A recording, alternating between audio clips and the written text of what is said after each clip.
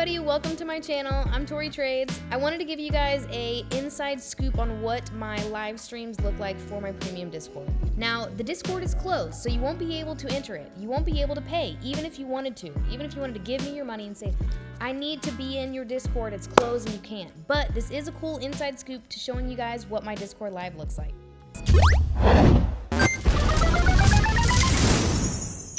Pop off in the chat, guys. I gotta make sure I'm not in here by myself. We got everybody attentive, ready for a lesson tonight. So this was my record trade that I had at the time back in April.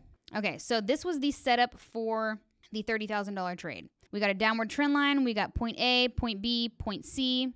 We got a break. We've got a safety line. We've got an entry here, and price continued. Price is in my favor, going against me. I'm in drawdown, but it's still within my parameters. It's still respecting my safety line.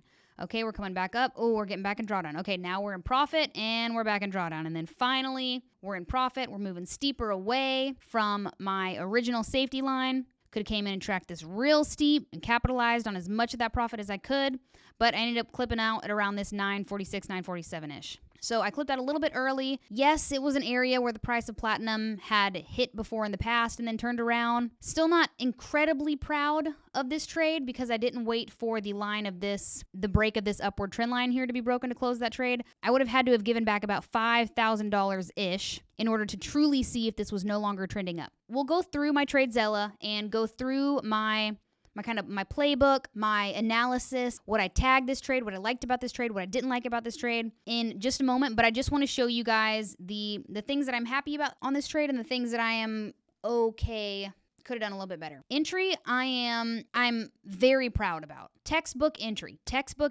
We've got over a week's worth of data here, over a week's worth of price movement behind this line, 3 touch points, price broke. There's going to be 2 things that I'm not incredibly proud of that I can't consider this 5 stars A++. The first thing is I went in 20 contracts in platinum and created a higher risk setup. Whereas if I had come in with 10 contracts, this would have been an A+ setup across the board, point blank, period. Low risk setup, 10 contracts, over a week's worth of data, a break of a 3 touch point downward trend line. Everything would have been textbook beautiful, but I did come in a little bit heavier in this position. So that could purely be based on intuition. I felt really good about this trade, and I was willing to take on higher risk to get into this trade. So that was one thing. The second thing is I closed based on this level, this 946-ish, instead of waiting for the break of this steeper upward trend line. So those are the 2 things, which not awful, not bad, that I wish I would have done just a little bit differently on this trade. If I would have done those 2 things, this trade right here would have been A++, 5 stars across the board. So because of those 2 things, that's why I'm not going to consider it A+. We're going to give this thing 4 stars. But now you guys can see entry here, exit was here. Now let's go back into Trade Zella. You guys will see the discrepancy between the chart because we don't have bid adjustment turned on, and I believe Trade Zella does. So the charts and the movement will look a little bit different. All right, so the first thing is I want to go through the playbook. Trade Zella gives you the option to create a playbook here. And this is something that I want to experiment more with. I want to go through a high-risk playbook. I want to go through a low-risk playbook. This one right here is called a 3 touch point break playbook. So you can play around with the different playbooks, the different criteria, but it's also the most satisfying feeling to be able to go back and check these boxes off when you go through and analyze your trade. Did I check every box for my entry? Did I check every box for my exit? What were the market conditions like? Was this A++? Can I check off every box? There's rarely trades where every box is checked. But I want to show you guys the different criteria that I have in the different categories. So this one is called a 3 touch point break. This is the playbook here. This will show you the rules followed. You get a 3 out of 6. The entry criteria. So this is the first category that I have. Does the trend line have 3 touch points? The break. Is this entry a break of a 3 touch point trend line? Yes or no? It's either checked or it's not. Now, is this a low risk setup? This could have been, I could have checked this box off if I had simply came in with only 10 contracts. With 10 contracts, I would have made this a low-risk setup. I would have been able to check off every single box for my entry criteria. But since I did come in heavier in position size, I cannot check that box off. So we did not get in on a low-risk setup. I created a higher risk by coming in heavier in position size. And then is there more than a week's worth of data behind the trend line? Yes, check. Now, exit criteria. Did I exit because of a break of a safety line, or did I exit because support and resistance was hit, or a level, or a horizontal level, a price where an area where the price of whatever instrument we're trading got to and then is more than likely going to turn around at. So I'll never actually be able to have 6 out of 6 checked off if I have to pick one or the other here. So not bad. And then market conditions. Were we in consolidation? Are we in a trending market right now? What are the market conditions like when you entered? Now, this isn't exactly the same as you guys saw. This looks more like complete sideways movement, but as we saw on TradingView, there was somewhat of an upward trend line, but I still am not going to check this off because even though it was an ever so slightly upward trend, it was still sideways for the most part. So I'm not going to check off trending conditions because I entered when markets were in consolidation. So I do want to experiment with some different playbooks when I enter on a 2 touch point break, or when I enter on a 3 touch point or a 4 touch point. I want to see what they have in common. There's rarely ever times where I will enter on a bounce, but if you guys are still trying to experiment between breaks of trend lines and bounces of trend lines, you need a playbook for either one of those to see, okay, am I more successful when I trade the bounce of a trend line? Am I more successful when I trade the break of a trend line? So being able to have different playbooks is going to be incredibly beneficial, especially when you're trying to narrow things down and see what's working, what's not. So I do in the future want to add some more playbooks, but for now, my main playbook here is going to be that 3 touch point break. But there are many trades where I also will place a trade based on a 2 touch point break, which that's the next playbook that I do need to have implemented. But now let's go to the stats. So I traded 20 contracts. Now here you can see this is where you can give your trade X amount of stars.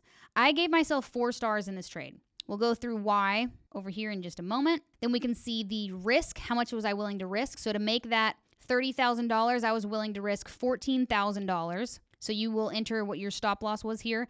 Now, Trade Zella doesn't have since we trade trailing stops, and as price progresses, our risk gets mitigated, or our risk gets reduced as price continues in our favor. But there's not a way to incorporate what that trailing risk looks like. So when we're using Trade Zella specifically, we'll always just do our initial risk. If we were to get into a trade and then it immediately went against us, worst case scenario, what is the initial risk right then and there based on entry? So that's where I will put that price here to show what my initial risk was in that trade. Now you guys know as price progresses, as it moves along my safety line, my risk gets cut, not necessarily in half, but my risk gets mitigated more and more and more as price continues in that direction. I don't necessarily use R multiples when I trade, but it's good to know. All right, so this was a 2.04 realized R multiple. But now this part's cool too. So you can tag the setups here. Some of these I don't necessarily use, like a morning panic. I don't know what that means. But these are the tags that I gave this specific trade. So 1, the setup was a 3 touch point break. It was a high risk because I came in with 20 contracts. It was a weak breakout. So it had been following along that downward trend line for a week and then finally broke out, and it was a trend line break. Now, mistakes. Tagging mistakes. This one's going to be incredibly beneficial when you go back through and see what tags did most of your trades have in common. What mistakes did they mostly have in common? Was it consolidation? Do you need to be more patient and wait for price to truly show you that it's not consolidating anymore? That's one example. That's been my main mistake here is consolidation, but there's also many other ones. So did not cut the loss quickly. FOMO. I've absolutely added the FOMO tag on some of my trades before. Impulsive entry, I've definitely added that on some of my trades before. So implementing the mistakes tag is going to be incredibly beneficial too. So when it comes to tags, we've got the setup, the mistake. You can add new categories.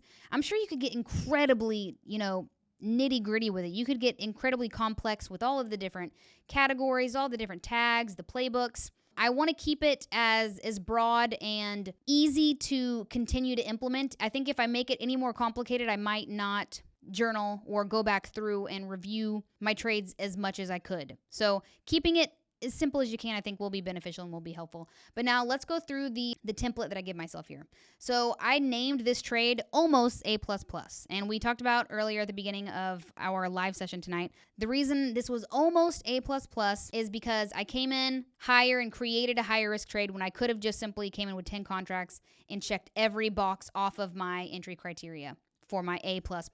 And the last thing was I entered based on a area of support and resistance or a key level instead of waiting for the trend line to break. Still a valid exit, but not my best, not my A++. So I called this one the almost A++ trade. And then the overview, it was an excellent entry, great hold time, and it was my record trade at the time as well. So I'm very satisfied with this trade setup as a whole. We had a breakout of a 3 touch point trend line, and we had over a week's worth of data, and the price respected the opposing trend line that mitigated my risk for the entirety of the trade. So my safety line never got crossed in this trade, which is excellent. We love that.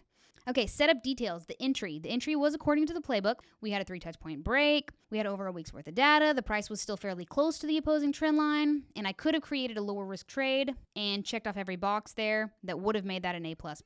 Position size. I came in with 20 contracts in this position and therefore resulting in a higher risk trade when I could have made it lower. The exit criteria. The exit was based on a key level where the price of platinum had hit multiple times in the past and then turned around. So I'm happy with the exit, even though I know I resorted to exiting based on the key level there due to exhaustion and record dollar amounts. So I like to see myself exit because of the break of a trend line and less so because of an area of support and resistance was hit or a key level. I gave myself 4 stars. I give myself 2 right off the bat if it's profit. Profit is profit. Even if you made a crummy trade, profit is profit. So I gave myself 2 stars right off the bat. Obligatory 2 stars if you close the trade in profit. But then I gave myself an extra star because my entry criteria was met. And then I gave myself an extra star there because the exit criteria was met. Okay, and then the key takeaways here. Lesson 1, I could have had a better entry and cleaner stats if I had not made the mistake of entering on the wrong contract prior to this trade.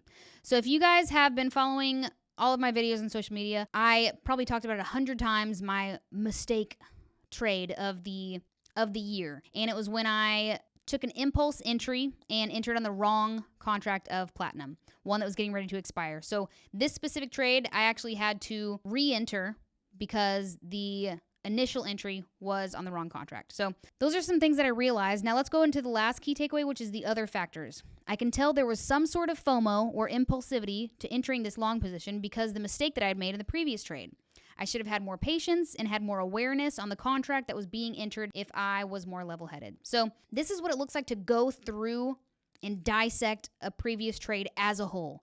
You're looking at the entry, you're looking at the exit, you're going through your playbook, you're checking off the entry criteria, you're checking off the exit criteria, you're looking at market conditions, you're tagging your setups, you're tagging your mistakes, and then you're even going through and adding notes on your mindset, your mental health. Where were you at, mentally? Were you acting on FOMO? Did you have trade exhaustion? Were you up your record amount? Like, you can go back through and just see really where you were. Mentally, you can see the reasons why you gave your trade the rating you did. So especially for the newbies, I'm going to go back to Discord now, especially for the newbies, I think it's an incredibly resourceful tool, regardless of whatever journal you use, even if it is simply writing it down or if it is using a spreadsheet of some sort or a Notion or a Discord. Just being able to go back through and see, okay, what do I have in common with my winners? How can I keep doing that? What do I have in common with my losers? Is there something in my notes section that seems to be popping up many times? Am I acting on FOMO all the time? Am I getting in late to my entries because I'm not so confident in the entry? Am I holding my losers a little bit too long after the safety line? So being able to go back through and identify the commonality between the losing trades or the bigger losses is going to be incredibly beneficial for you guys moving forward. But once you establish that consistency and that profitability, the journaling will naturally just happen less. It's something that I don't do too often, but now that we are in September, I did make it a point to sit down and truly dissect each one of my trades this year, especially since there weren't very many. So as you guys continue to find profitability and can find consistency, you won't have to journal as much, and it will be natural. You'll just continue to do what you're doing. It'll be like, clockwork. It'll be like getting in a car. You don't think about hitting the gas or hitting the brake or turning it on, or you just know, you just drive. You can do it second nature. But especially for those that are in the new stages or in the new stages of your trading, you need to see the things that you're doing well and the things that you're not doing well and tweak and make slight modifications. There's things that I even did that my uncle doesn't do. I had to change the names of my trend lines just to help me understand them better, whereas my uncle had called them LOCs. And maybe when I call them action line and safety line, maybe for you guys, that's something that just doesn't resonate with some of you guys, and maybe you need to change the terminology of the lines. Or maybe you guys are finding yourself entering or finding more success on the bounce of a trend line instead of a break. So the only way that you guys can find what modifications you need to make is by, one, getting the reps in, getting the chart time in, placing the trades, but then two, going back through them.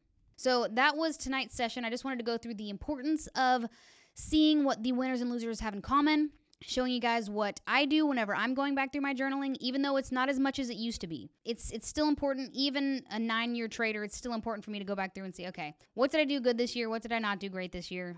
What do I need to refine or adjust? That is all I have for you guys tonight, and thank you for hanging out. This was an awesome, quick, to the point live stream, and I'm stoked to be able to offer this to you guys.